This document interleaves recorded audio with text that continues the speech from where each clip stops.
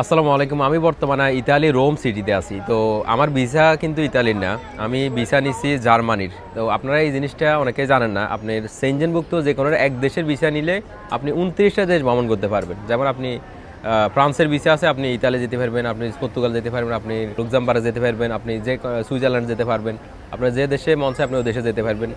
তো আপনার যে কোনো একটা দেশের ভিসা থাকলে হবে। আর ইতালির ভিসা ভিজিট ভিসা তুলনামূলক হার্ড, মানে ফ্রান্সের তুলনায়, পর্তুগাল তুলনায়, জার্মানির তুলনায় সৌদি আরব থেকে সবচেয়ে বেশি ভিসা ইস্যু হয় পর্তুগাল আর ফ্রান্সের। এরপর হচ্ছে বর্তমানে জার্মানির রেশিও খুবই ভালো যাচ্ছে।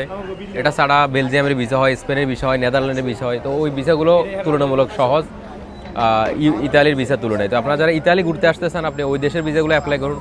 ওই ভিসাগুলো হয়ে গেলে একটা হলে আপনি ইতালিতেও ঘুরে আসতে পারবেন। আর সৌদি থেকে ইউরোপের সেনজেন ভিসার জন্য কী কী ডকুমেন্টস লাগে, কীভাবে অ্যাপ্লাই করে, কত টাকা খরচ, সব ডিটেলস ওপেনলি আমাদের ইউটিউব চ্যানেলে দেওয়া আছে। আপনার ভিডিওগুলো ফলো করলে আপনি সব বিষয়ে জানতে পারবেন। ধন্যবাদ।